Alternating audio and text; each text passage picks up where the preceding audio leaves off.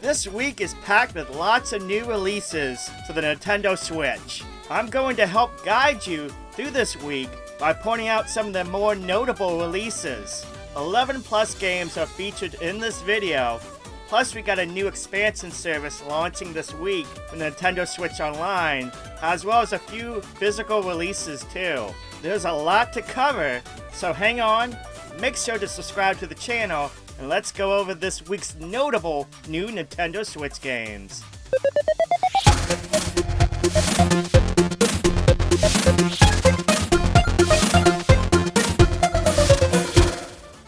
First things first, Nintendo Online Expansion Pack launches today, and most notably, that means the Sega Genesis and N64 games come to the Nintendo Switch.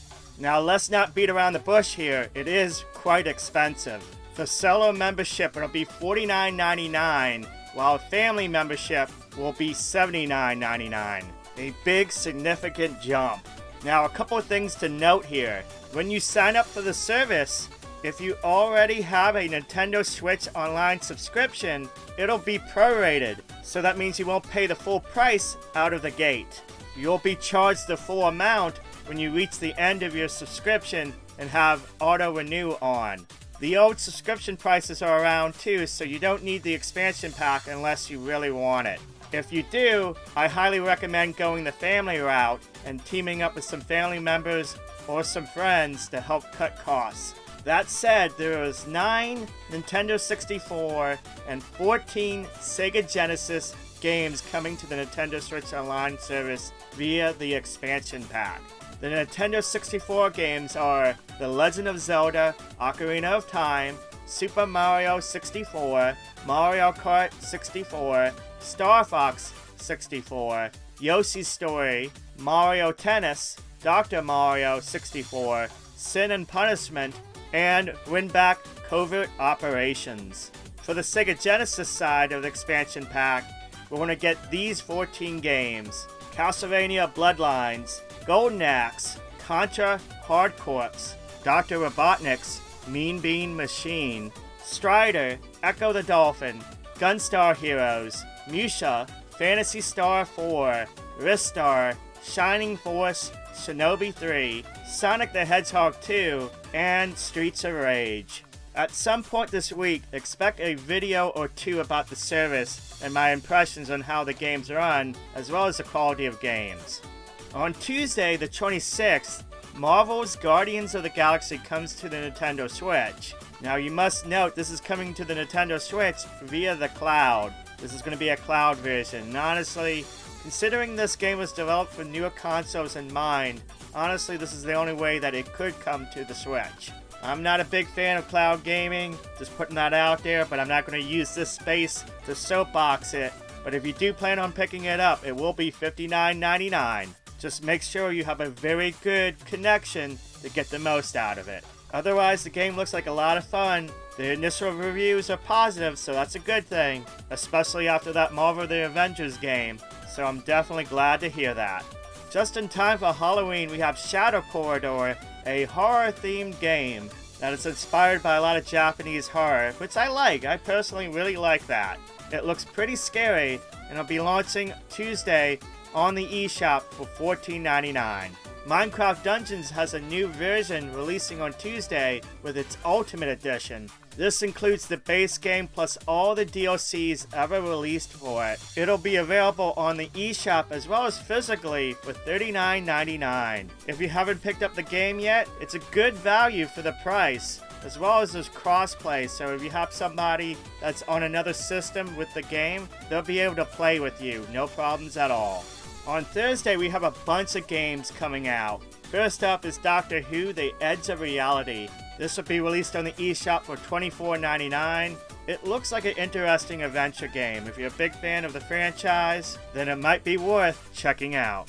DUSK also comes out on Tuesday on the eShop for $19.99. And if you're a really big fan of those late 90s shooters, you will absolutely love this game. It looks like it's running fantastic on the Nintendo Switch. Digital Foundry did a good, really detailed look at the game and praised how good it was running.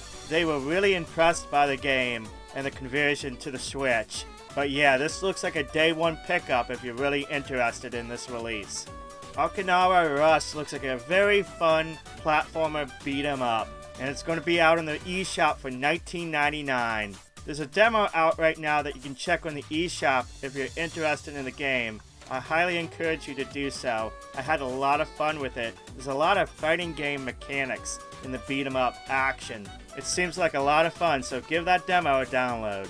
Fatal Frame Maiden of Blackwater comes out on Thursday as well, and it's so good to see this coming out on the Switch. It'll be $39.99 on the eShop. This game originally was released for the Wii U, so it's going to be interesting to see how this runs on the Switch. At this time, there is no physical version announced for the Western world, but there is an Asian version that does have English. That's on sites like Play Asia, so you can check that out if you're interested. There is some additional content with this new version, as well as new costumes too, so this looks like a lot of fun, especially since it's just in time for Halloween. Voice of the Cards comes out on Thursday for $29.99 on the eShop. You can check a demo for this game out on eShop as well. It's been out for a while and has an interesting premise where everything is controlled by cards. Even exploring in the world is done by cards. It's really weird. I would definitely check out the demo before purchasing the game to see if you really like it. I didn't care for it so much, but I know that some people are really excited for the game. Black Widow Recharged, the latest Recharged game from Atari, comes out on Thursday too for $9.99. Centipede Recharged seemed like a lot of fun. Hopefully it's the same with Black Widow here. Black Widow was a pretty fun early 80s arcade game from Atari, so hopefully this version does that arcade game justice. And finally, for Thursday, Undernauts, Labyrinth of Yomi will be coming out both physically and digitally. Now for physical, it'll be $59.99, a full price game. Digital is kind of unknown at the moment. This is a retro style dungeon explorer game, kind of akin to those 90s explorer games. Very heavy RPG mechanics too. If you're a fan of those style games, this might be worth checking out. I've heard the words hidden gem kind of bounced around a lot with this game, so we'll see when this game comes out on the Switch. Beyond the packed Thursday, Friday has some big stuff coming out too. Panorama Cotton is going to be coming out, a Switch port of the Japanese Mega Drive classic. Panorama Cotton was a lot of fun on the Mega Drive. Hopefully this version doesn't have that input lag that plagued the Guardian Force collection. I'm supposed to be getting a review code for this game, and if I do, I will definitely check it out for the channel. It'll be released on the eShop for $14.99, but there is physical versions planned, so keep a lookout for that if you're interested. Dollhouse is finally coming out on the Nintendo Switch just in time for Halloween. This game has been out on other platforms. It is a psychological horror game, and it looks pretty creepy. There is a physical version of this, and it's the same price as the eShop. So whether if you want it digitally or physically, it'll be $29.99. I am going to warn you though, it did not come out to good reviews when it came out on the other platforms, so this might be a wait and see kind of deal. Fingers crossed that hopefully they've improved it. Of course, we got to talk about Mario Party Superstars. Arguably the biggest release of the week, coming to the Nintendo Switch on Friday, the 29th, $59.99 both physically and on the eShop. The latest in the Mario Party franchise brings back a lot of the old boards as well as mini games from the early Mario Party days. This seems like it's going to be a bit of a return to form, especially after Super Mario Party. And there is online multiplayer out of the gate. You can even skip playing the boards and just play mini games if you want. Judging by my poll that I did on Twitter, there's a big response. Seems like a lot of people are interested in the game and are planning on picking it up. I am planning on picking it up and expect some content from that game in the future on this channel.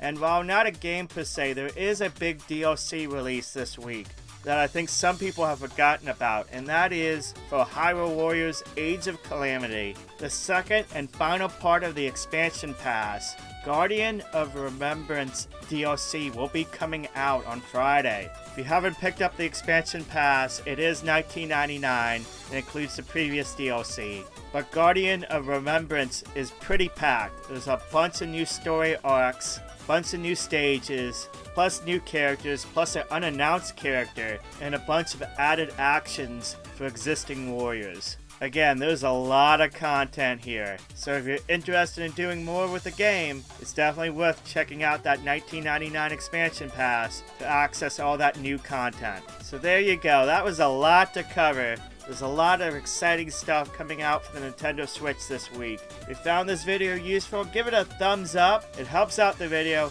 helps out the channel. I'm curious to know in the comments down below what games you're planning on picking up this week for the Nintendo Switch. If you plan on picking up anything.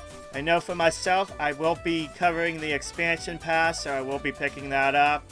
I will also be picking up the new Mario Party game, as well as Panorama Cotton. I should be checking that out as well for the channel. I definitely do want to pick up that Fatal Frame game for the Switch at some point in the future. I just can't really do it right now. I'm a little bit tight on the money. There's so many games coming out for the Switch. But anyway, make sure to subscribe to the channel if you're not already a subscriber, so you never miss a single video.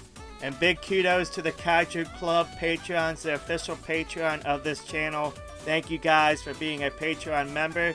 For your Patreon support, it helps me out so I'm able to make videos for this YouTube channel. Thank you again. Thank you so much. And of course, thank you for watching. Thank you for subscribing. It means the world to me. Thank you guys for the support. There's been a lot of new subscribers in the last few weeks to this channel. A lot of new faces. Glad to have you here. There's so much new stuff coming your way, so stay tuned. Have a wonderful day, and I will catch you next time.